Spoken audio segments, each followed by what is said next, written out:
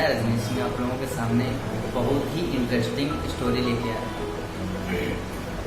एक किसान का बेटा था जो बहुत ही अपने लाइफ में बहुत ज़्यादा मेहनत कर रहा था और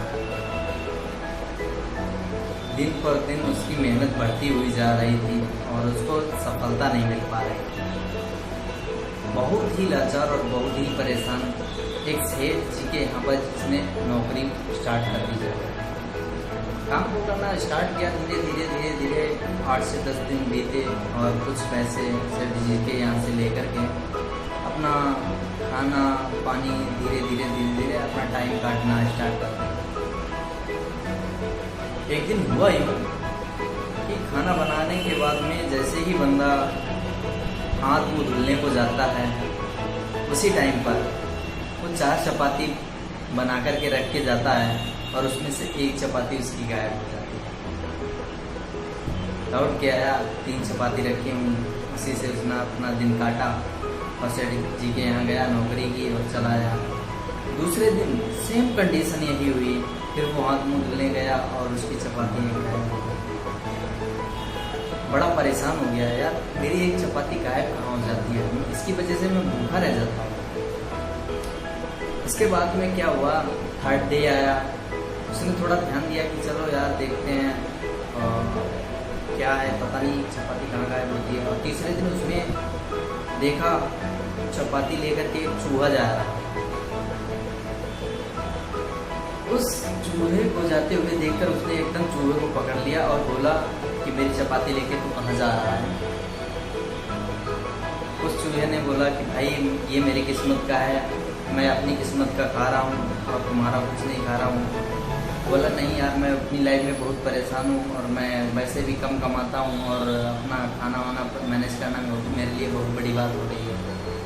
तो बोलता है ये सभी प्रश्नों के सवाल, जो भी आपने हमसे प्रश्न किए हैं, जो भी आपने हमसे सवाल किए हैं, ये आपके सारे इसके उत्तर आपको एक पर्सन दे सकता है। बंदा बोलता है कौन पर्सन दे सकता है? किसान का बेटा बोला कौन पर्सन दे सकता है? उसने बोला, चूहा बोलने लगा कि महात्मा बुद्ध, गौतम बुद्ध हैं जो, वो आपके सारे प्रश्नों के आंसर दे सकते हैं। उसने चूहे की बात मानी और वहाँ से निकल गया। सेठ जी के यहाँ से 2-4-6 दिन की छुट्टी ली और सेठ छुट्टी लेने के बाद में वहाँ से निकला। सफ़र काफ़ी लंबा था, चलते सुबह से शाम हो गई। अब उसको रुकने के लिए कहाँ रुकता, जंगल में उसने एक घर देखा। घर के अंदर गया और दरवाज़ा खटखटाया। वहाँ से एक बूढ़ी महिला आंटी जी निकली। उस बंदे ने कहा कि मुझे यहाँ रात गुजारनी है और भूख भी बड़ी जोर की भूख लगी है और खाना है। और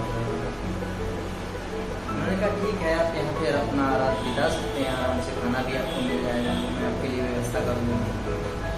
रात को जब आंटी जी खाना लेके आई तो उन्होंने उस बंदे से एक बात पूछी, कहा बेटा कहाँ जा रहे हो? जंगल की तरफ कहाँ जा रहे हो? तो उस बंदे ने एक ही जवाब दिया। उसने बोला मैं महात्मा बुद्ध से मिलने के लिए, गौतम बुद्ध जी से मिलने के लिए जा रहा हूँ और मुझे अपने सवाल पूछने हैं मुझसे। तो उन्होंने कहा बेटा अगर जा रहे हो, जा तो बहुत अच्छी जगह रहे हो, अगर जा रहे हो तो मेरे लिए एक सवाल है, मेरा भी पूछ के एक सवाल। मैंने कहा ठीक है बताओ, मतलब क्या आपका सवाल है? उन्होंने कहा मेरी 20 साल की बेटी है और जो कि पैदा हुई है जब से बोलती नहीं है, ये पूछ के आना कि ये कब बोलेगी। उसने कहा ठीक है, मैं तो जा ही रहा हूँ, आपके सवाल का आंसर लेकर के आ जाऊँगा। सुबह हुआ, बंदा वहाँ से चल देता है और चलने के बाद में देखता है कि थोड़ी दूर चलने के बाद में बर्फीली पहाड़ियाँ और बड़े बड़े पहाड़, जिनको मतलब एक आम इंसान को पार करना मुश्किल ही, बहुत बड़ी मुश्किल थी। तो वहाँ पे देखा उसने एक जादूगर था। जादूगर से बोला कि भैया हमको ये पहाड़ पार करा दूँ। उसने कहा ठीक है बताओ कहाँ जाना है आपको? उसने कहा हम गौतम बुद्ध जी से मिलने के लिए जा रहे हैं, अपने क्वेश्चनों का आंसर पूछने के लिए। तो तो उसने कहा जा तो बहुत अच्छी जगह रहे हो भाई, मेरा भी एक सवाल है, उसका आंसर पूछ के ले आना, मैं आपको पार करा देता हूँ। उसने कहा ठीक है, पार करा दीजिए, बताइए आपका सवाल क्या है। उस बंदे ने सवाल बताया कि भाई मैं यहाँ पे 5 साल से हूँ, 5 साल से तपस्या कर रहा हूँ बर्फीली पहाड़ों पर, और मुझे स्वर्ग जाने के लिए बस इतना पूछ के आना कि मैं स्वर्ग कब पहुँचूँ फिर जाऊँगा। उसने कहा ठीक है। उसने पहाड़ियाँ पार, बर्फीली पहाड़ियाँ पार करवा दी, और उसके बाद में थोड़ी दूर चलने के बाद में फिर बंदे के पास में एक चैलेंज खड़ा हो गया। देखता है बहुत गहरी नदी है और बहुत बड़ी लंबी चौड़ी नदी है, और वहाँ पर कोई नाव पार करने के लिए है नहीं। अब क्या करता वो बंदा? उसने देखा एक बहुत बड़ा सा कछुआ है, उसके पास गया और बोला कि भैया मुझे नदी पार करा दीजिए। उस कछुए ने कहा ठीक है, कहाँ जाना है आपको? उस बंदे ने बताया कि मुझे महात्मा बुद्ध के पास में जाना है, गौतम बुद्ध जी के पास में जाना है। उसने कहा बड़ी अच्छी जगह जा रहा है, मेरा के सवालों का जवाब लेकर के आ जाना है एक सवाल का। उसने कहा बताइए आपका सवाल बताइए। तो उस बंदे ने, उस कछुए ने बोला कि मुझे 1000 साल हो गया है इस नदी में, और मैं ड्रैगन बनने की कोशिश कर रहा हूँ, और मैं ड्रैगन कब बनूंगा, बस इतना पूछ के लाना है आपको। उसने कहा ठीक है, मैं आपके सवाल का जवाब जरूर लेके आऊँगा। और कुछ टाइम के बाद वो बंदा नदी क्रॉस करवा देता है। उसके बाद में थोड़ी दूर चलने के बाद में महात्मा बुद्ध जी का आश्रम आ जाता है, वहाँ पे जाता है, वहाँ ध्यान में होते हैं लोग। तो कुछ देर के बाद में वो महात्मा बुद्ध जी बोलते हैं हम सभी लोगों के प्रश्नों का आंसर देंगे, बट सिर्फ 3 क्वेश्चनों का आंसर देंगे। सिर्फ 3 क्वेश्चन एक बंदा कर सकता है मुझसे। अब वो बहुत ही परेशान था कि मैं किसका क्वेश्चन ट्वीट करूँ और किसका पूछूँ, क्या करूँ क्या नहीं। उसको याद आया आंटी जी की उनकी बेटी है, वो इलाज के लिए बात कर रही थी, और उनका बोलते बोलते कि भाई हमारी बेटी बोल नहीं सकती है। और कुछ टाइम के बाद में मतलब क्या होता है, उनके आंसू टपकने लगते हैं आंटी जी। तो वो बोलता है इनका क्वेश्चन जरूरी है पूछना। उसके बाद में सेकेंड आता है कि जादूगर का क्वेश्चन बोलता है कि भाई ये इसको 5 साल हो गया है, तपस्या कर रहा है स्वर्ग जाने के लिए, इसका भी क्वेश्चन पूछ लेता हूँ।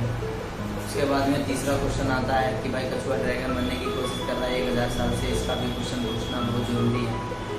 उसके बाद में आता है कि मैं एक नॉर्मल बंदा है, सेठ जी के यहाँ नौकरी कर रहा है, खाना पानी चलने लगा है, चलो ठीक है, इससे ज़्यादा क्या चाहिए। अपना क्वेश्चन का त्याग कर देता है, सब कुछ अपने बारे में भूल जाता है और उन लोगों के बारे में पूछने स्टार्ट कर देता है। जैसे ही वो क्वेश्चन उधर से बता देते हैं, आंसर सभी के दे देते हैं, वहाँ से निकलता है और वही कछुआ रास्ते में मिलता है कि भाई मेरे क्वेश्चन का आंसर क्या है। वो बोलता है कि आप अपना कवच जो है, अपना कवच उतार दीजिए, अब आप तुरंत ड्रैगन बन जाएंगे। जैसे ही उसने कवच उतारा वैसे ही मोती निकल पड़े, और कछुआ बोला मैं इन मोतियों का क्या करूँगा, आप इन मोतियों को ले जाइए, और वो कछुआ ड्रैगन बन गया। उसके बाद में दूसरे जगह पे आता है, जब बर्फीली पहाड़ियाँ पड़ती हैं, वहाँ पे जादूगर होता है। जादूगर से बोलता है कि आप अपना जिस दिन छड़ी छोड़ देंगे उसी दिन, आप अपना जिस दिन ये छड़ी छोड़ देंगे उसी दिन आप स्वर्ग चले जाएंगे।